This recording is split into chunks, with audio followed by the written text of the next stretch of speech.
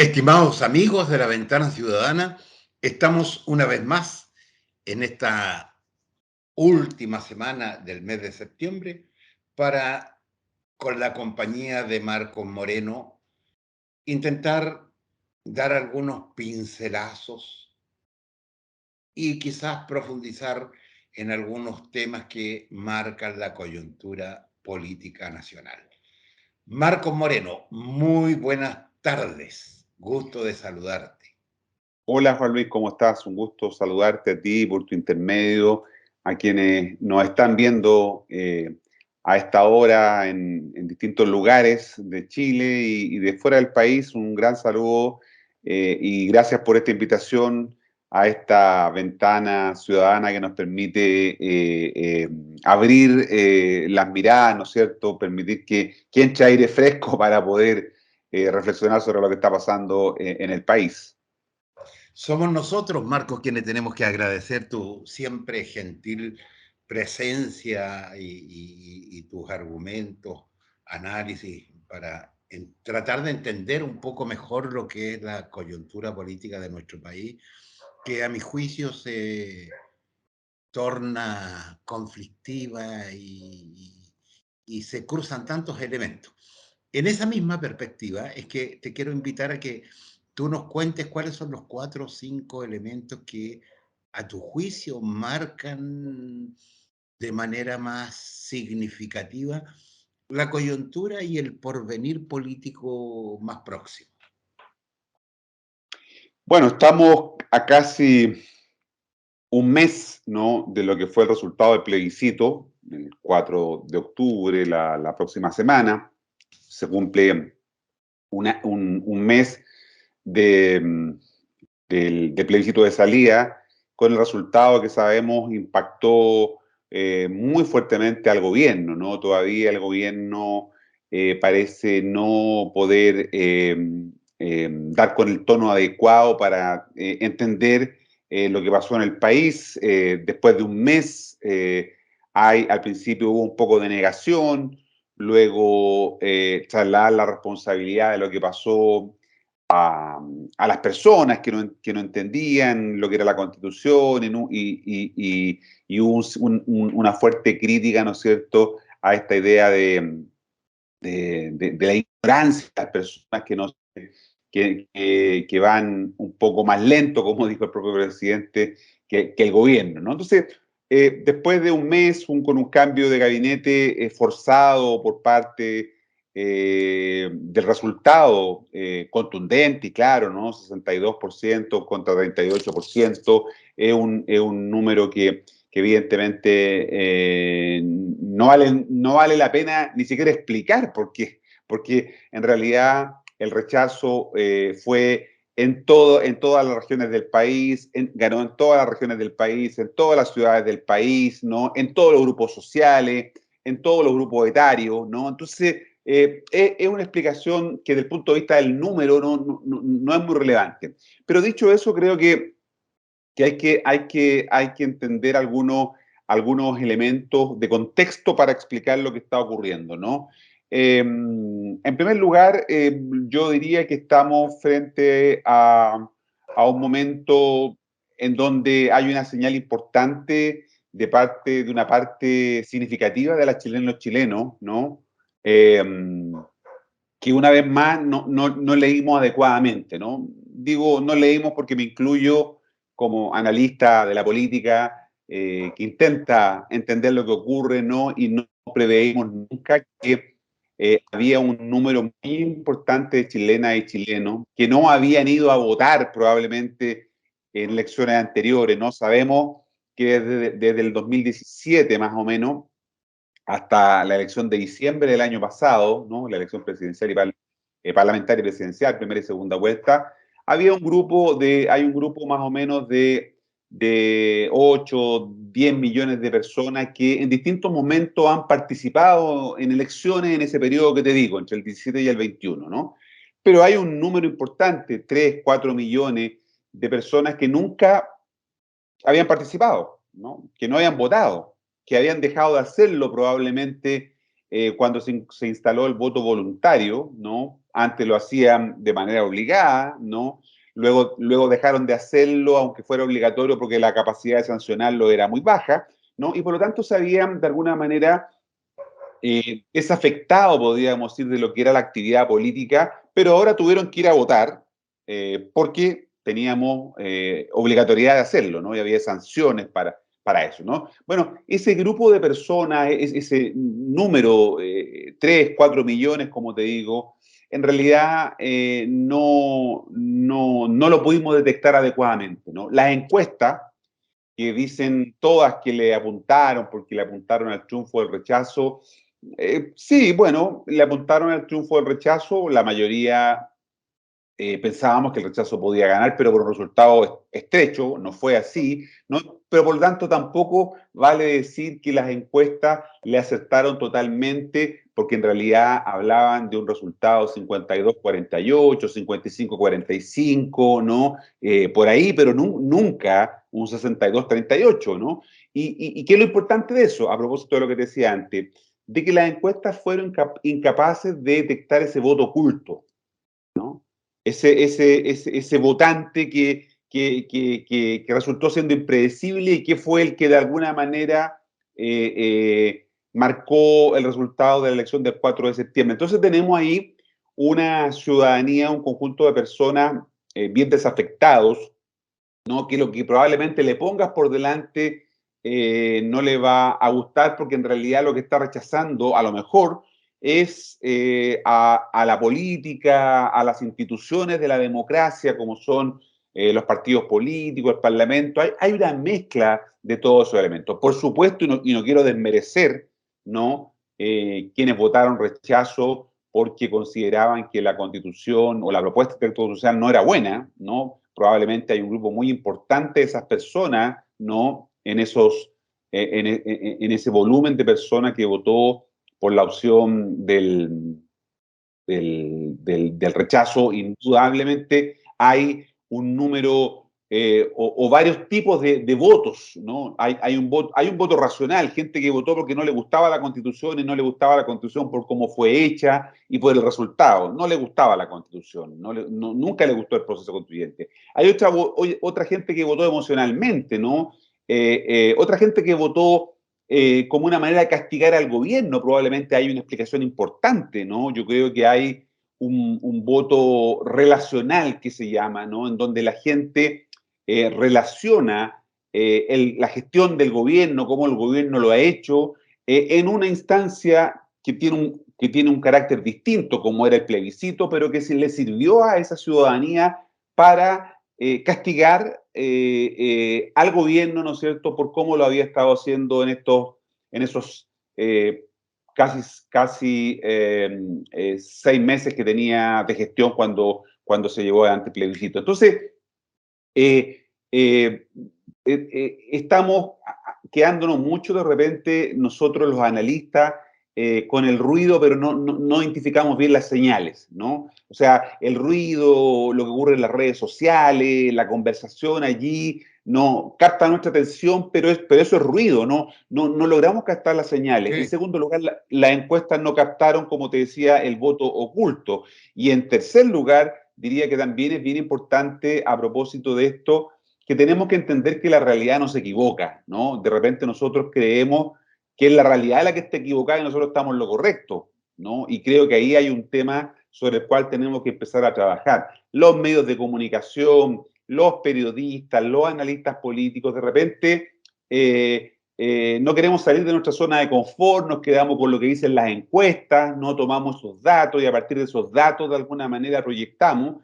Y creo que en cierta medida la realidad nos está señalando una cosa muy distinta, ¿no? Decía Perón, la única verdad es la realidad, ¿no? En una frase que también en realidad era de Aristóteles, pero Perón le gustaba usarla, ¿no? La única verdad es la realidad. Y esa realidad probablemente nosotros no la vimos adecuadamente, ¿no? Y en medio de esto, entonces, el gobierno todavía no logra procesar todos estos elementos después de un mes casi, ¿no es cierto?, de esa derrota muy importante, especialmente para el gobierno. todavía el gobierno está en estado de shock, diría yo, ¿no? No reacciona. Hizo un cambio de gabinete que significó que una de las coaliciones volvió a tener una posición de más equilibrio respecto de la otra, me refiero al socialismo democrático, con la llegada de Carolina Toá y Ana Uriarte al equipo político, que sumado a Mario Marcel prácticamente tienen la mitad del equipo político, ¿no? Porque la otra coalición tiene a la ministra vocera, tiene a la ministra de la Mujer y tuvieron que incorporar, ¿no es cierto?, a la ministra del Trabajo para poder compensar esa situación en que Apruebo Dignidad Mantener quedaba los debilitado. equilibrios. Exactamente. Entonces estamos un poco en ese, esos son los elementos que te diría de contexto. Más adelante podemos entrar a ver en qué es lo que está el gobierno, pero esos son los elementos de contexto que yo creo que es necesario tenerlos en cuenta. Y por tanto, en ese contexto, qué interesante lo que tú has dicho respecto del análisis, la evaluación del plebiscito, me parece, me llega, me toca, me parece interesante. Creo que hay que hacer esfuerzos y yo creo que todavía es temprano para entender todo lo que ha sucedido, el resultado del plebiscito. Pero si tú me permites, Marco, y me permite nuestros seguidores, quisiera agregar otro elemento, que así como tú señalas que el gobierno queda en shock y le cuesta acomodarse, saca adelante de una u otra forma su, su gira, su, su, el presidente puede ir a la ONU y tiene un papel, a mi juicio, significativo e interesante, no sin sentir que esta situación le ha tocado fuertemente al gobierno. Pero veo una derecha que se ha apropiado de este resultado y la encuentro, bueno, desde que asumió el gobierno, pero en esta coyuntura particularmente, encuentro cierto nivel de agresividad, eh, marcadamente agresivo, eh, descalificaciones, de todo tipo. Pongo solo tres elementos que tienen que ver y que no es solo con el gobierno, es con la ciudadanía. Mira, el senador Moreira, quien no se viste de mucha lucidez para hablar normalmente en sus declaraciones, descalificaba hace 2 días atrás al presidente, pero como si estuviera hablando de su vecino. Eh, un almirante importante de la Marina justificaba el actuar de unas personas de su eh, de la Marina que estaban procesados por derechos humanos diciendo que no, que ellos lo habían cumplido con su deber.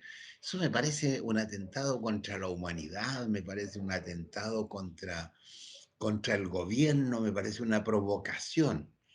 Y por otra parte, este señor diputado republicano que respecto del aborto señalaba que las mujeres que habían sufrido, perdón, que habían sufrido violaciones con el aborto no se desviolaban. Me parece tan poco elegante.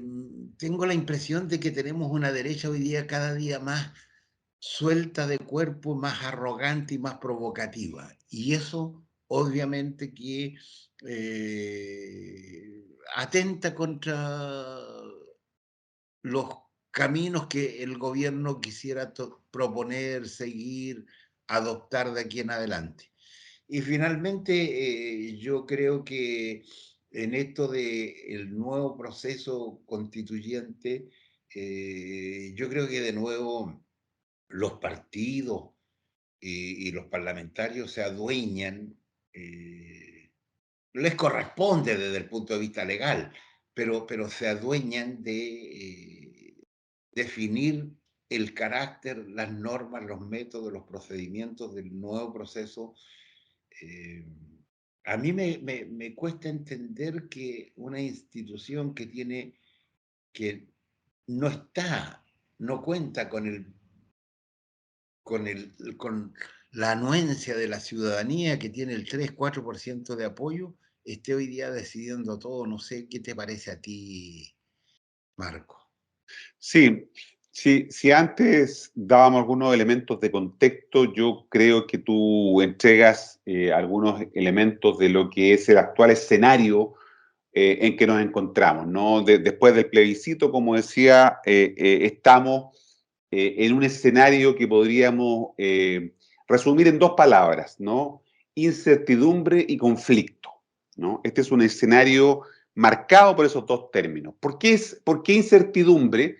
Porque evidentemente el plebiscito, el resultado del plebiscito, que ganara el rechazo, dejó abierta la cuestión constitucional, no se cerró, ¿no? Y por lo tanto sigue abierta, pero el problema es que no tenemos claridad de cómo sigue, ¿no? Y por eso que hablo de que hay incertidumbre, porque no sabemos cómo va a ser este nuevo proceso constituyente, no sabemos quiénes lo van a integrar, cómo se va a elegir, no sabemos en cuánto tiempo, no tenemos nada de eso, porque en estos días, ¿no? El día jueves de la semana pasada, se volvieron a reunir el oficialismo y la oposición, van a continuar trabajando el lunes, ya ambos tienen sus propuestas, en la oposición, en las derechas, hablan y usan el concepto de los bordes para referirse, ¿no es cierto?, un poco a los límites que debería tener este proceso, y el oficialismo dio a conocer el día jueves unos principios del proceso constituyente, ¿no? Entonces, pero no hay un resultado de eso, ¿no? Por lo tanto, no sabemos cómo se sigue, ¿no? Es como si uno anduviera en el desierto, ¿no? Podemos avanzar, pero no tenemos claro hacia dónde vamos, porque no hay reglas del juego en este minuto, no tenemos una incertidumbre de reglas, ¿no? No sabemos cómo se va a definir esto. Hay algunos acuerdos, algunos principios de acuerdo sobre que tiene que ser una convención o una instancia electa en un 100%, ¿no? Que probablemente esa elección se debería verificar en el mes de abril del próximo año, que habrá un plebiscito de salida también hacia diciembre del próximo año, que el trabajo, por lo tanto, va a ser más corto, de 6 meses, y que no se va a partir de cero, porque la idea es que haya un grupo de expertos y expertas que acompañe. Otros dicen que tenga un rol deliberante, es decir, que puedan decidir y que por lo tanto sean designados por los partidos. Esos elementos que están sobre la mesa son los que hemos escuchado en estos días, pero importante decirle a quienes nos están viendo, aún no hay un acuerdo respecto de eso, ¿no? Por eso que entonces un escenario incierto, ¿no? Y las personas, los seres humanos, necesitamos de certezas para poder movernos en la vida, ¿no? Y esto entonces genera esta sensación que tenemos hoy día en Chile de que, si bien es cierto, ganó el rechazo, lo que también es cierto es que no sabemos cómo sigue esto, ¿no? Hacia adelante, ¿no? Y está la segunda palabra que te decía yo que caracteriza el escenario que tú la nombrabas, la conflictividad, ¿no? Tenemos un escenario de mayor conflicto porque la derecha, o las derechas, porque hay más de una derecha, ¿no es cierto? Su estrategia en los primeros días ha estado caracterizada porque ha buscado pausar el proceso, ¿no? Es decir, ponerle freno, ¿no? Al proceso, sobre la base de que ellos interpretan que ese 62% significa que la gente, mucha gente, no quiere hacer un nuevo proceso constituyente desde el Partido Republicano, al cual pertenece el diputado de allá de tu zona, ¿no? Al que hacía referencia, que tuvo esa desafortunada frase respecto de un acto brutal como es la violación, ¿no? El Partido Republicano dice, no, nosotros no queremos hacer nada y más bien lo único para lo que estaríamos disponibles es para reformar la actual Constitución, la Constitución del 80 o del 2005, como queramos llamarle, porque algunos dicen que hay que decirle del 2005 y no del 80, ¿no? Porque es la Constitución reformada en el gobierno de Ricardo Lagos. Y hay otro sector de la derecha, ¿no? que dice bueno, veamos cómo se van dando las cosas, Renovación Nacional, la UDI, Bópoli, pero que le ponen pausa a este proceso. ¿Y por qué le ponen pausa? Porque se sienten que tienen el control, la llave, el sartén por el mango, ¿no es cierto?, de lo que está ocurriendo, porque ellos se atribuyen, como muy bien tú dices, la derecha se está atribuyendo el 62%, como si fuera, ¿no es cierto?, un apoyo a lo que los partidos políticos de derecha hicieron o están planteando, y eso es una profunda equivocación, ¿no? Eso es un error, ¿no? Bajo cualquier análisis, porque mucha gente votó por el rechazo no por los partidos de derecha, y mucha gente votó rechazo no siendo de oposición incluso, ¿no? Recordemos que hay un grupo muy importante de gente de centro izquierda, los Amarillos por Chile, que cruzaron el río, que cruzaron el Rubicón, se fueron hacia el rechazo, gente de la ex concertación que cruzó y estuvo en el rechazo, pero no quiere decir que estén en las posiciones de la derecha. Entonces, la derecha, y leía el otro día a un ex senador de la UDI, del gobierno de Sebastián Piñera, que decía en el diario La Tercera, que había que apretar al gobierno, había que hacerle sentir, ¿no es cierto?, de alguna manera que habían perdido, y por lo tanto había que esperar un tiempo e irse con mucha calma, ¿no? Y yo me decía, bueno, pero cuando uno no encausa la energía termina saliéndose por algún lado, ¿no? Porque también aquí hay sectores que fueron derrotados, ¿no? Y esos sectores que fueron derrotados, de alguna manera, pueden intentar volver a impugnar, a cuestionar lo que hoy día hay, como tú dices, ¿no es cierto?, cuestionando al Congreso, cuestionando la legitimidad que puede tener esta instancia para llevar adelante un nuevo proceso. Entonces, tenemos un escenario que, como te decía, incierto y de conflicto, porque los extremos en la derecha y en el oficialismo, o los hegemónicos en el oficialismo, adquieren un mayor protagonismo. Tú te recordarás, ¿no?, que el año 1988, o en el plebiscito, un segundo plebiscito que hubo el 89, la transición a la democracia fue posible porque hubo un acuerdo entre los blandos de la dictadura, que habían sido derrotados, y los sectores reformistas de la entonces exconcertación de partidos por el no, ¿no? Y el acuerdo que hubo fue un acuerdo que se hizo por el medio, y eso fue lo que posibilitó la transición a la democracia, ¿no? Por supuesto que el plebiscito del 88 fue lo que de alguna manera marcó el quiebre de lo que había sido la dictadura, pero para poder transitar a la democracia hubo un acuerdo, un pacto, ¿no? Y ese pacto fue posible porque se hizo por el centro. Bueno, cualquier acuerdo que tengamos, que podamos tener ahora, también va a hacerse con los blandos de la oposición, Renovación Nacional, la UDI, Evópoli, ¿no? Y recordemos que ahí también hay duros, ¿ah? Y esos duros de la UDI y esos duros de Renovación Nacional están más cerca de los republicanos, y ahí aparece este señor que es un factotum de Renovación Nacional, ¿no? Carlos Larraín, ¿no?, que se convierte como un personaje que aparece tratando de imponer sus visiones conservadoras, ¿no es cierto?, y que plantea puntos de vista muy reaccionarios, que van en la línea de lo que tú planteabas. Entonces, digo que el acuerdo que se vaya a tener va a tener que ser nuevamente por el centro, entre los blandos los blandos de la oposición y los reformistas del oficialismo, ¿no? Probablemente, Permíteme, probablemente el per- PC ahí y sectores del Frente Amplio miran con más distancia ese proceso, y por eso hablo de los reformistas del oficialismo. permíteme reconocer que una vez más ha estado muy certero en el diagnóstico de la realidad en este minuto, esta idea de que la realidad está llena de incertidumbre y de conflicto me parece fantástico. El análisis y evaluación que hiciste de los resultados del plebiscito me encantó y me llama a profunda reflexión, pero mi tema es cómo quedamos hoy día, porque yo tengo la impresión de que el gobierno en este campo, en este marco de incertidumbre y de conflicto, y con una derecha que yo la veo hostigando cada vez con mayor fuerza, hay dos cosas que me que me hacen fuerza. Un gobierno que se desdibuja y que puede perder el pie. Perder pie en términos de que cada día se reblandece más su postura, por lo que la gente votó. Y en la medida en que el gobierno se desdibuja, va a ir perdiendo apoyo de quienes lo eligieron. Y por otra parte, yo siento que se desdibuja también todo ese grupo de gente que se pasó al rechazo,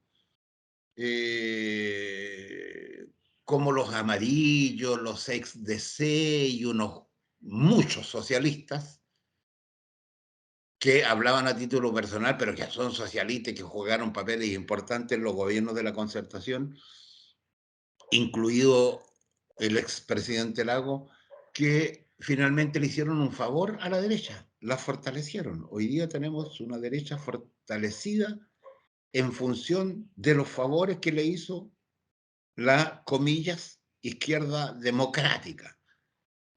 Si hoy día la derecha está en la situación en que está y con la arrogancia que se presenta, es porque cuentan con las fuerzas que le proporcionó este sector.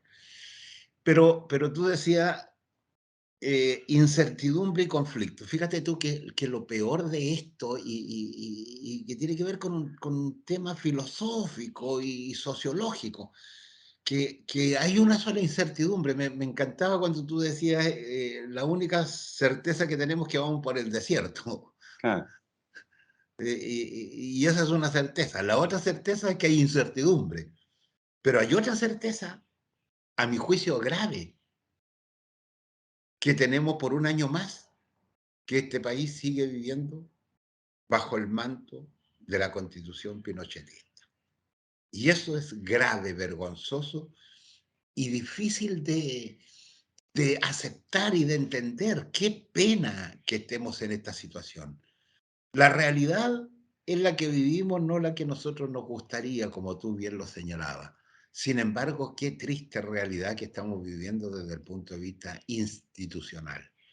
Y finalmente, Marco, quiero ponerte para que rematemos, para que tú remates, es que yo no veo, yo veo que hay arrogancia en el Parlamento y en los partidos, en ambos lados. Y los veo, yo incluso gente de Bópoli, en algunas posturas a lo largo de todo el proceso, los encuentro que de repente se derechizan más que la propia UDI en algunas posturas. Entonces, cuesta entender para dónde va la derecha, qué quiere la derecha.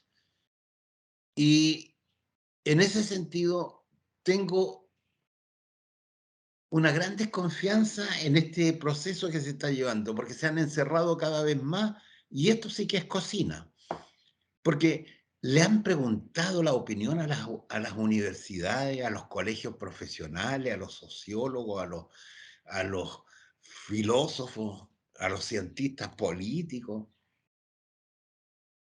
Ellos hablan de que les gustaría incorporar expertos, pero expertos de los partidos. Entonces, le pongo y te invito a que cierres, Marco, porque realmente me ha encantado una vez más esta conversación contigo, porque me ha dado luces y yo creo que les entrega luces a quienes nos acompañan en este diálogo ciudadano. Sí, es bien interesante todos los elementos que tú también señalabas, porque este contexto, ese escenario en el que estamos hoy día, yo creo que instala una preocupación sobre la que tenemos que empezar a reflexionar un poco más, ¿no?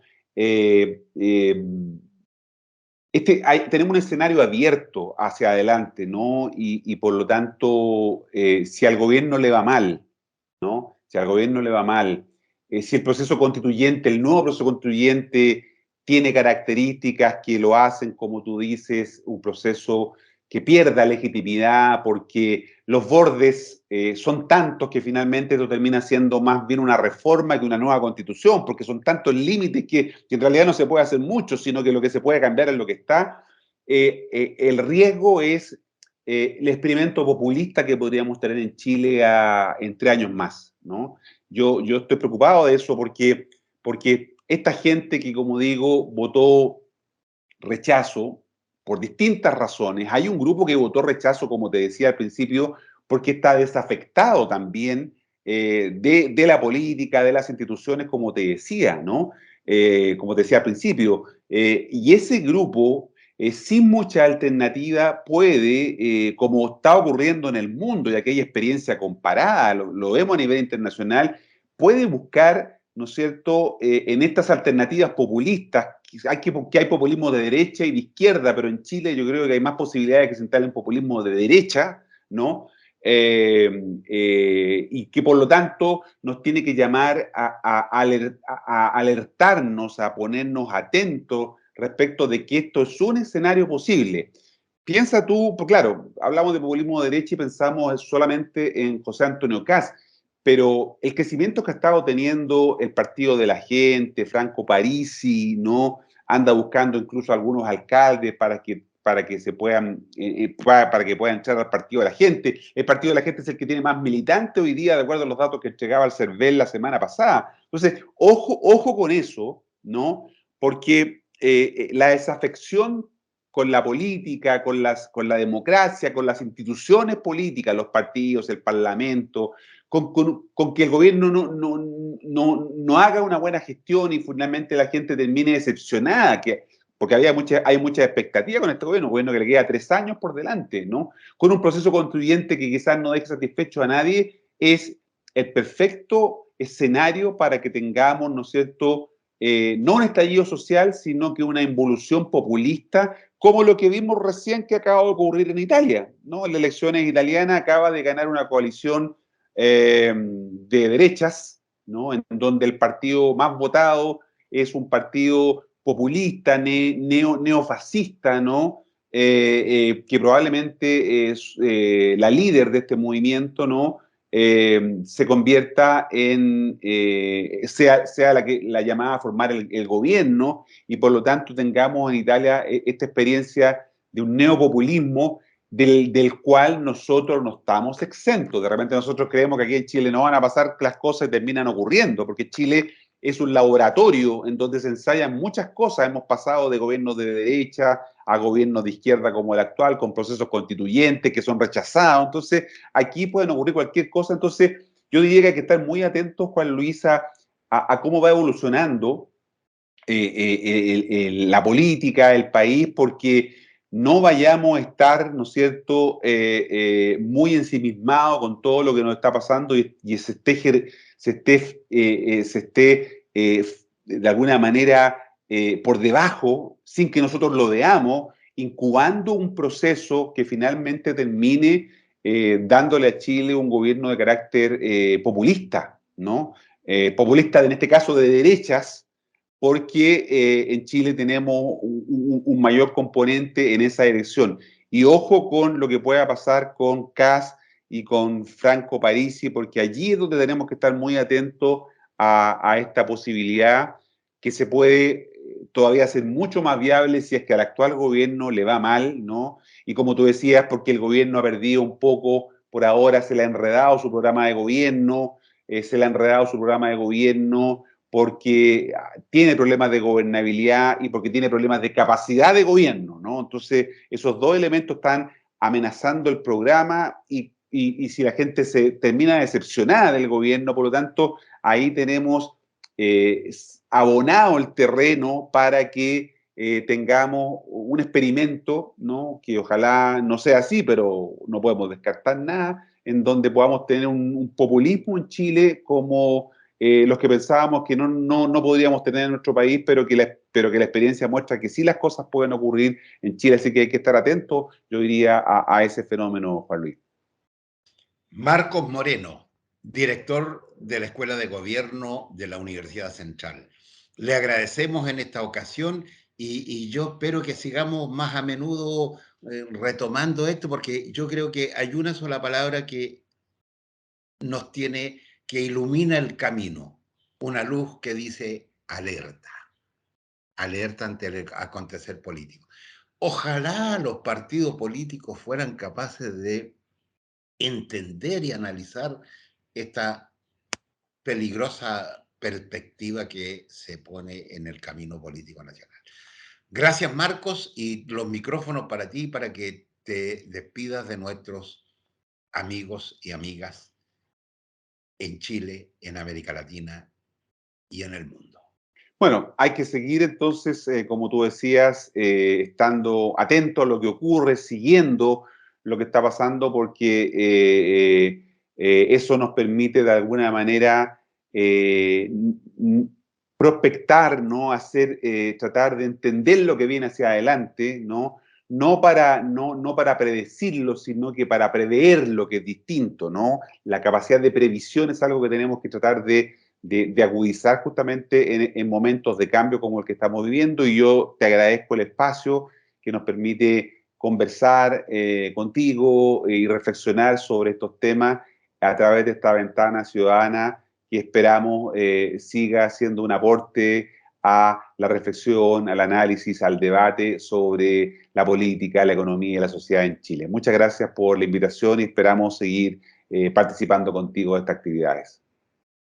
Gracias, amigas y amigos, por acompañarnos en esta reflexión.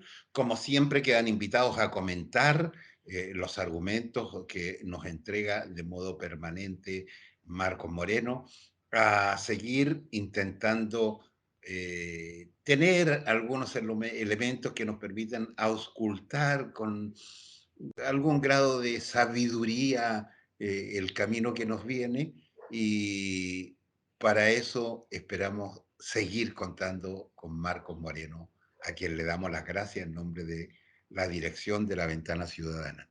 Muchas gracias y nos vemos en una próxima.